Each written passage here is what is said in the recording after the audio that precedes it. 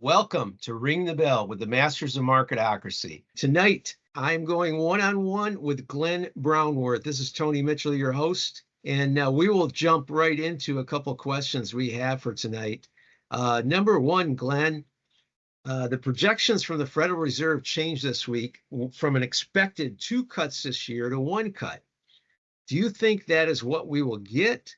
And with the recent CPI and PPI numbers coming in weaker than expected yesterday and today, have you changed your position from our discussion on this at last month's meeting? What do you think, Glenn? I really believe that, and this is just my theory, or not theory, my prediction, that I don't think the Fed's going to make any cuts this year. Glenn is still stuck on none. Okay. Yeah, I mean, if they're going to do it, it'll be after the election, maybe in December. But usually at that point, I mean, they've done it before. They did it 2 years ago, and that kind of tanked the market right at the very end of the year. So, Glenn, I'm going to take the opposing point of view. I think we're going to get a cut before the election. I think we might get a cut as early as July, actually. And nobody's calling for that. So I'm going to take the contrarian view and say that the Fed's going to surprise the market in July with a cut. So we'll see what happens. Why do you believe that? Is it the CPI? Is the price index too high, or are they just going to ride through the summer doldrums? You know, gasoline prices are reasonable. I think Chairman Powell wants to land this plane with a soft landing, and I think he knows that if he's going to do it, he can't wait till it's too late to cut, and he needs to start the cuts in before the election. So we'll see what happens, but I think it'll be too late if they wait till after the election. I think then we'll have a rough time in the markets at the end of the year.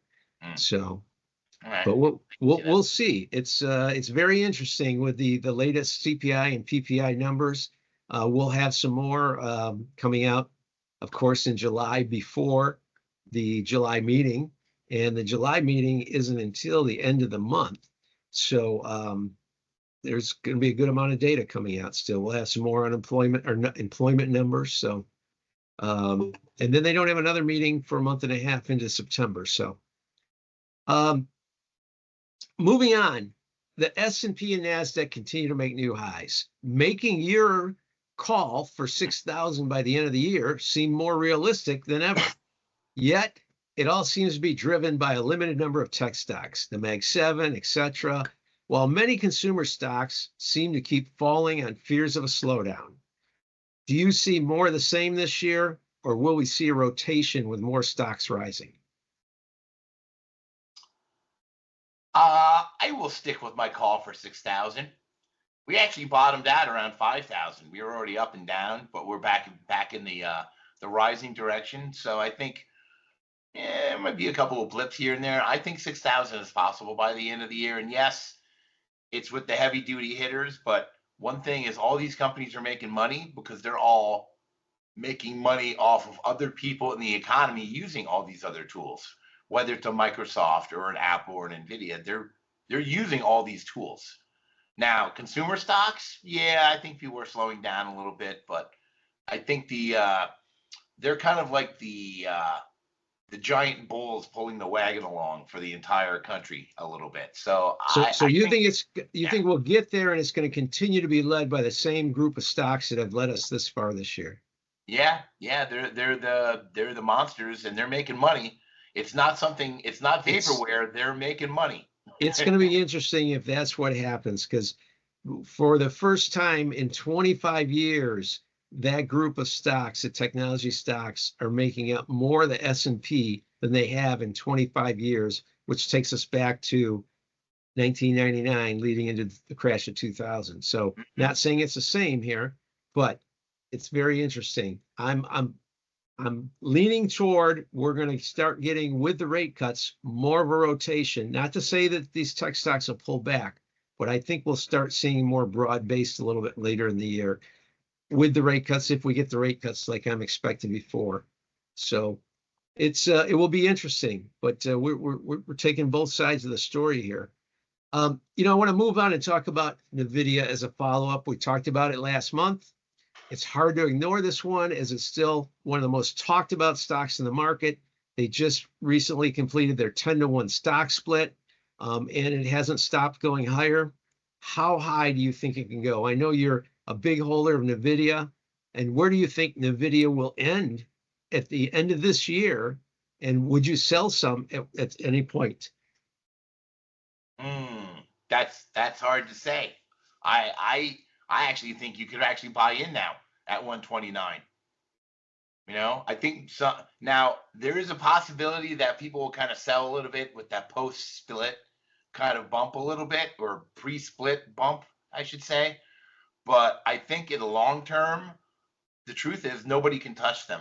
Their product is, nobody can touch them, and everybody needs their hardware to do AI and ChatGPT and all those tools. So I really don't think there's any stopping this, because they're just in the lead, and they have the software that everybody uses, which is CUDA, and they've been doing that since 2004, 20 years. They're just that far ahead of everybody else. It's not just the hardware, it's the software environment. So I agree with you, Glenn. At the end of the year, where do you think that stock is going to be priced? Man, the way it's going now, maybe in the 700 to 800 range. Wow, 6 months. That's quite a prediction. Well, look at some of the other companies, and we'll talk about them. But I mean, they're making money. So I just saw a statistic that 3 years ago, Microsoft's entire GPU farm was 10,000 GPUs. And then 2 years ago, it was 40,000 GPUs. Now it's 432,000 GPUs.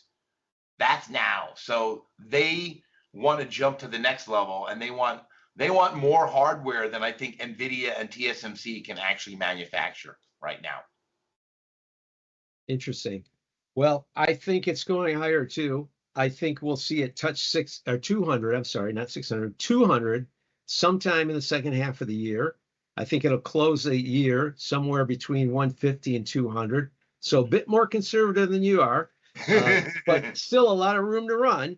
And that will be absolutely crazy if it got to $600 or $700 like you're looking at, Glenn. So I wish you, boy, if it gets to there, I think there'll be a lot of happy people. Oh yeah.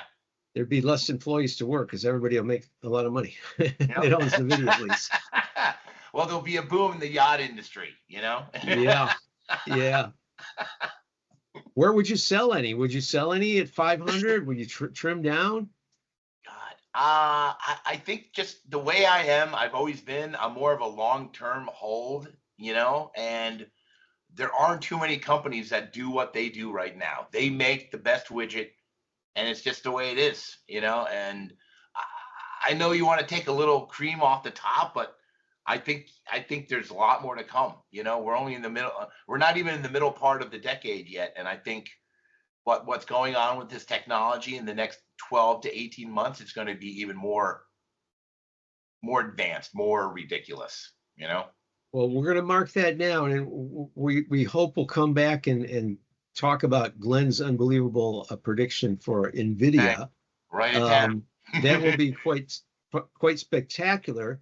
But we have one, and I want to move on and give one of our fellow masters some credit for the call he made last month. Dan Wyman gave us First Solar as his favorite pick last month, and First Solar has only ran from 193 to 292 since then, a gain of 51% in 1 month. So I asked Dan, he couldn't make it tonight, but I asked Dan, what now?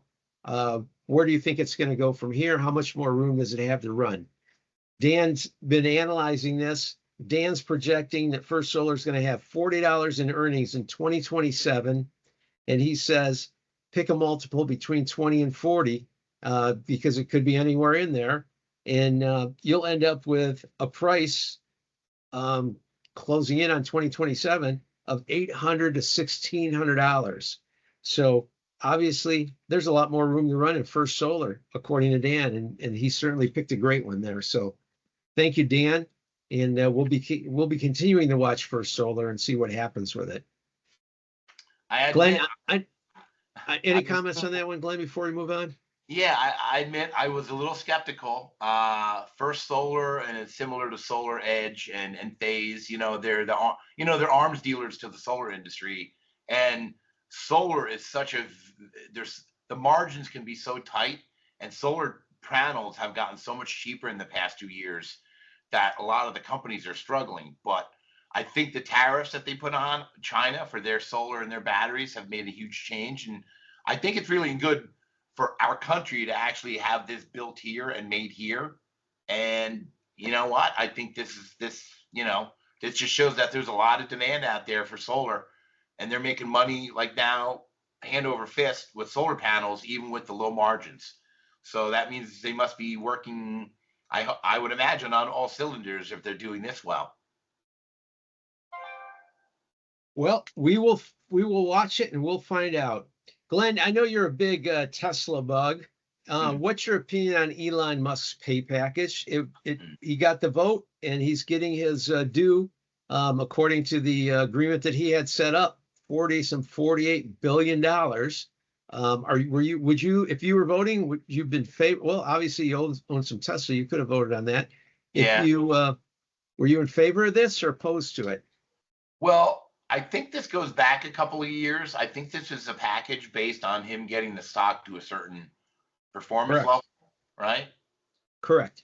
Well, if there's a contract and it said you meet these goals and you meet those metrics and he got you there, I guess, the contract should be the thing that wins, at this point. But I don't even understand why everybody would actually be voting on it at this point if it was actually a contractual obligation to pay him. It's basically a bonus for him reaching a certain stock price level. Well, he gave up all salary, everything for this compensation package. Yeah. And the only reason everybody had to vote on it is because a judge ruled that it was illegal. And so they had to put it to a vote. Really? Yeah. Ruled that was illegal. Because it's Yeah, I don't know all the details around that, but that's what happened there. So let me ask you this. I saw a tweet by Elon in the last couple of days where he was taking a poll asking if you would purchase a Tesla smartphone. And he included that it would have free Starlink service, it would have free premium Twitter service or X service. Do you think we'll see a Tesla phone in the future? Only if he's a masochist, because the cell phone market is vicious.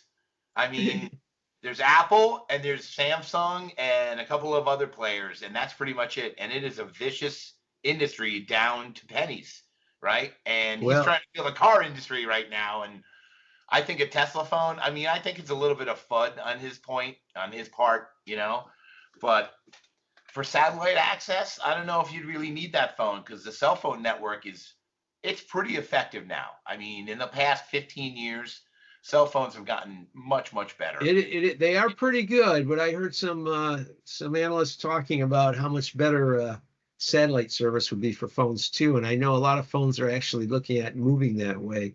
So this could be very interesting. And I'm wondering if it'll be an Apple killer if he does come out with a Tesla phone. Actually, Apple, if you look into this, Apple is talking about satellite texting right now and satellite phone calls because the wireless and the modems are powerful enough that they can actually do it through their own phone. So if he tried to do that, Apple and Samsung would hop on that bandwagon in a millisecond. That would be his main thing. It would be the satellite hookup. Other than X/Twitter, like that's not a big deal, maybe because it has the Tesla name, but it's a tough business, the cell phone business. If you think the car business is tough, try to sell little magic pieces of glass and metal to people, Yeah. Well, it will certainly be interesting. My other question would be, with all the different companies he has going, would it be a new company or would it be under Tesla? So a lot more to come and watch on that, but interesting thought there. Glenn, wrapping up tonight, what's your best buy for our listeners today? Well, everybody always knows my best buy, the one I always talk about. is probably NVIDIA, but I'll add ARM onto that because I think ARM, what's coming right now is that there's 4 chips. There's one from NVIDIA, one from Intel, one from, actually in CPUs, I should say. It's Intel, AMD, Samsung, Qualcomm, and Apple. And those 4 companies all are basically, they're pretty bleeding edge chips, and they're all pretty close to one another. And half of them are ARM and half are x86. So it's going to come down to like a reckoning between 2 platforms. But the one thing about ARM is that when you run Windows on it, the Windows will work fine, but there aren't enough applications in there that run natively on ARM, even in this day, unless you run Chrome or Android apps of some kind. So at this point, I'd still go with ARM because regardless of who's making those chips, ARM makes a little bit of a piece off of each one for their licensing. So whether Apple wins or NVIDIA wins or TSMC wins, ARM still wins. So I always like the ARMs dealers, I should say.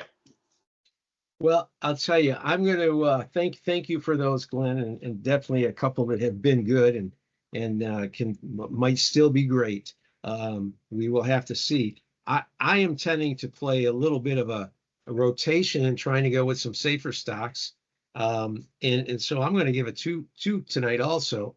First of all, my pick this year really for the year was Mattel, and it's not done anything. It's been very disappointing. However, a large catalyst for the reason I picked it is the parks they're opening, and the parks aren't opening till later in the year. So I'm sticking with Mattel. I think right now it's just above $17, and it's a great time to buy it. It's got the parks coming. They already have a second one planned. First one's opening in Phoenix this year. Second one's opening in Kansas. And I think we're going to see more after that. But it's not just about the toys. You've got the toys. You've got the movies. You've got gaming that they're doing with some of their brands. I love what they're doing with their brands. They're making their brands like an ecosystem. So they're all around you. They're involved in the toys, the movies, the gaming, the parks, and I love what they're doing. I think we'll see Mattel closer to 25 by the end of the year, and I think by the end of next year we might see Mattel closer to 35. So it's certainly not as great of a pick as a Dan Wyman's First Solar that just jumped 50% in 1 month, but we have so many of those stocks jumping like that right now. We have to be careful and cautious that, and then that's why I'm sharing this with our listeners. We can't get caught up into, wow, they just made this much on that. I need to throw some more money at it, because that's how people lose money, is jumping in after things have run. So I'd rather buy into more value into something that hasn't run yet. And I said I'm going to give you 2, and the other's along the same line of value. It's Cisco. Cisco's trading at 15 times price to earnings. They are sitting on a good amount of cash. They are tied into the AI growth. And I think we're going to hear a lot more about that. You also get a 3.5% dividend with Cisco. I think right now Cisco has been so bad that it's good. It's really just hitting 52-week lows right now. Today it hit a new 52-week low at 45.50. 52 it closed at. So I think it's a great time to buy it. I think it will get some of the residual off of the AI and business, and we'll see this thing turn around sometime soon. So any last words or thoughts, Glenn? I think we wrap up at this point. Could you talk about the park from Mattel? Is it like a great adventure kind of thing? Like what kind of parks would Mattel actually have? Yeah, so they have 2 on the books planned right now, and they're building the first one in Phoenix, which it's on the scale of or size of a Disney, but it's a theme park using their brands, and they're going to have rides that are involved with their brands. There's going to be I believe like a Barbie land there. Okay. So they're taking the benefit of all these brands, and they're putting them in these theme parks.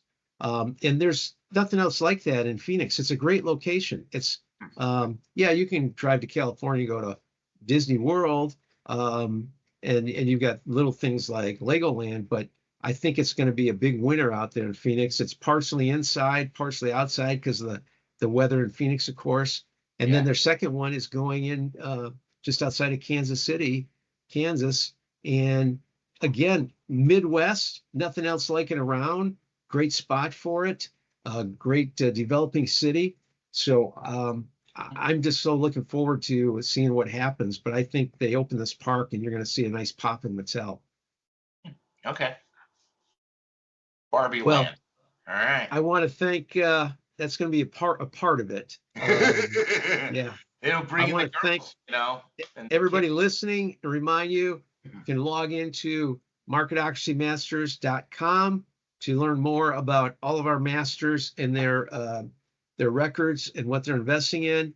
And you can log into marketocracy.io for more investing insights, our proprietary market indicators on there. Our videos, our podcasts are posted on there. As we produce videos and newsletters, they're posted on there. And there's a lot of data points that are updated daily on the marketocracy.io site to try to bring the best of everything to you. So thank you again, marketocracymasters.com and marketocracy.io. And we will see you again next month. Thank you, Glenn, for Thank you.